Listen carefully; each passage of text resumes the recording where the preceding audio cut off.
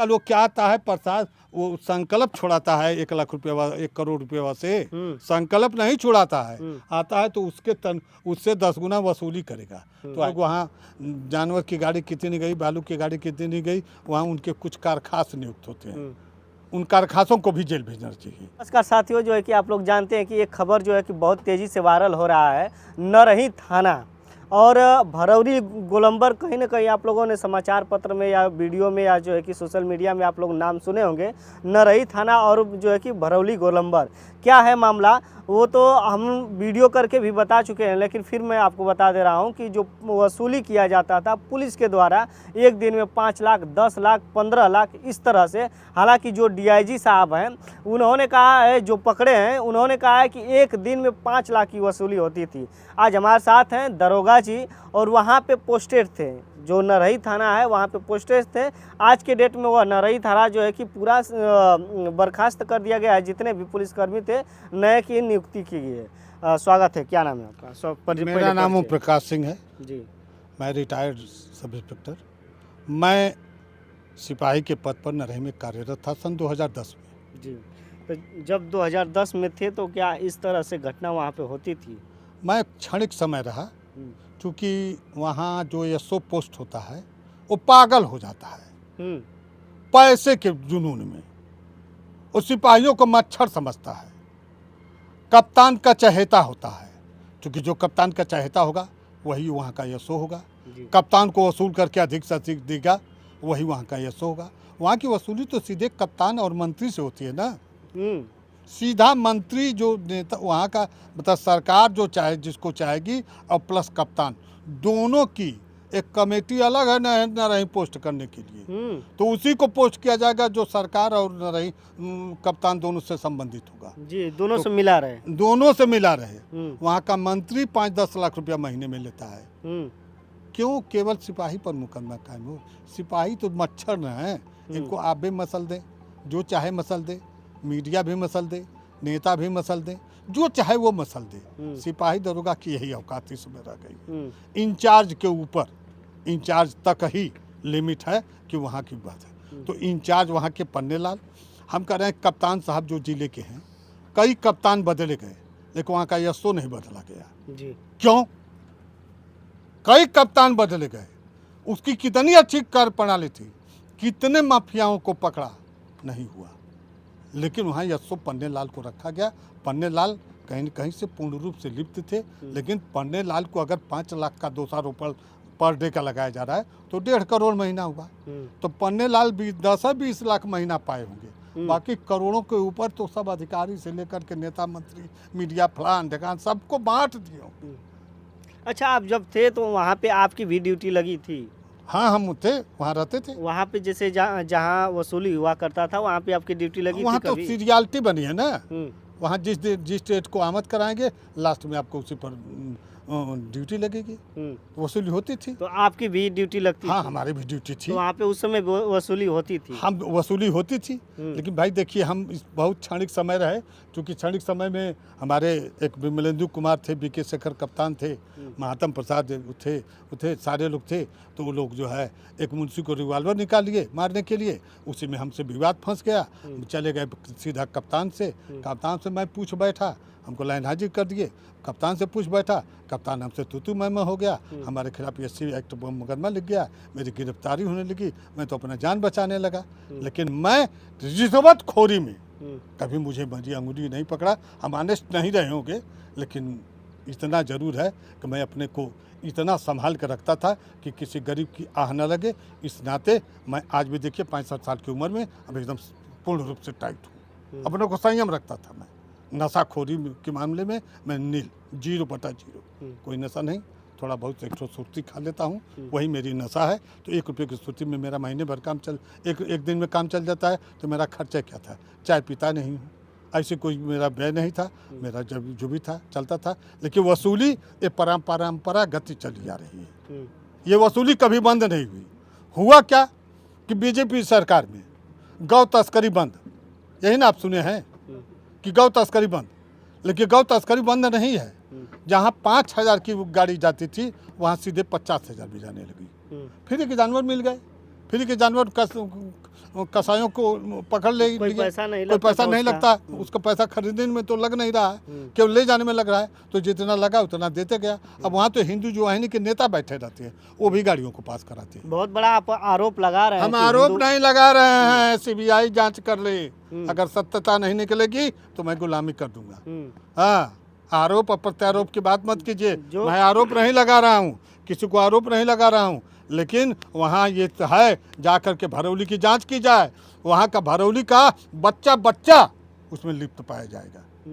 कहीं आपको ना उठा के लेकर चले जाए। हमें कोई परवाह नहीं। हम तो चाहते हैं कि एक बार मुझे जेल भेजा जाए कि मैं पुलिस वालों के सुर्खियों में आ जाऊं, ताकि मैं पुलिस की आवाज़ और उठाने लगूं। जेल जाता रहूंगा। अब पुलिस 1861 की गुलामी से निजात दिलाई जाए, इसका नारा मैं लगाता रहूँगा। यानी पुलिस वालों के साथ जो है कि जो विभाग है, पुलिस विभाग, ये लोग जो है कि मतलब कि पुलिस जो नीचे तबके के लोग हैं उनके पे अत्याचार करती है।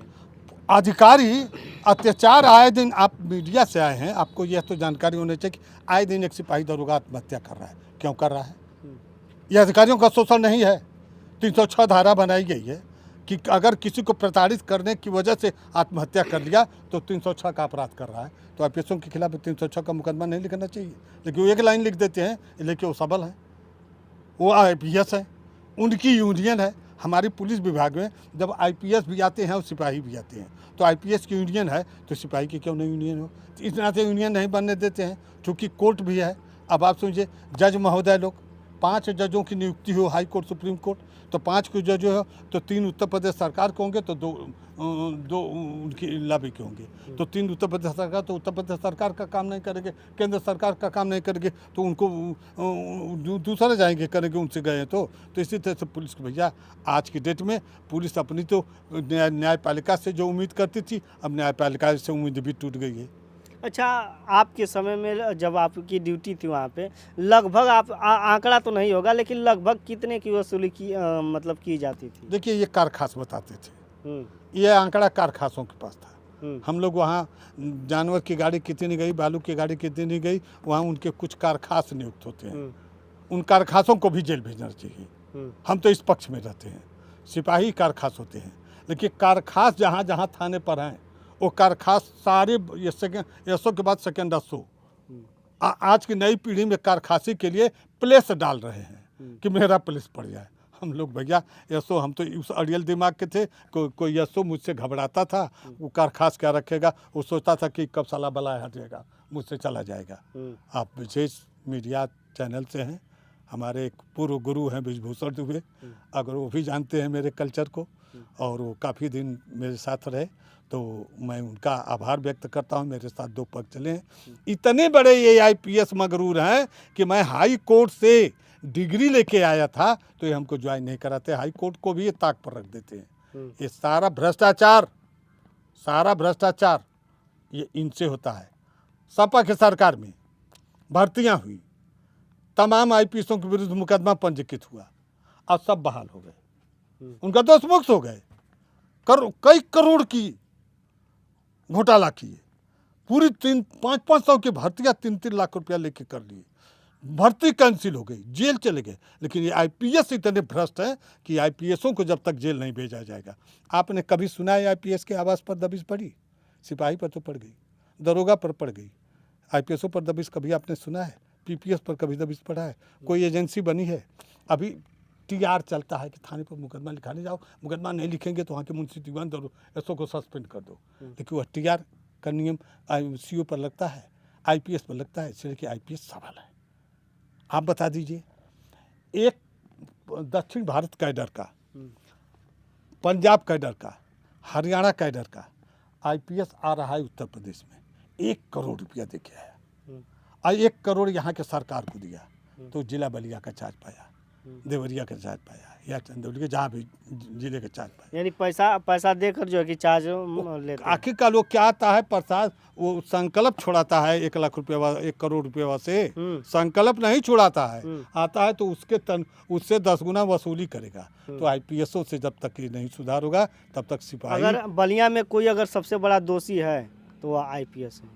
सबसे बड़ा दोषी बलिया में मत कहिए, पूरे ऑल उत्तर प्रदेश की मैं बात कर रहा हूँ। अगर ऑल उत्तर प्रदेश में दोषी है तो आईपीएस इस सरकार में आईपीएस एकदम निश्चित रूप से 100% निरंकुश हो गए।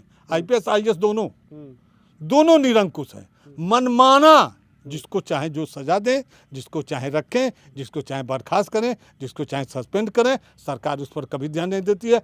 आए दिन सिपाही मर रहा है, गोली मार के आत्महत्या कर रहा है, सरकार ने कभी ध्यान दिया?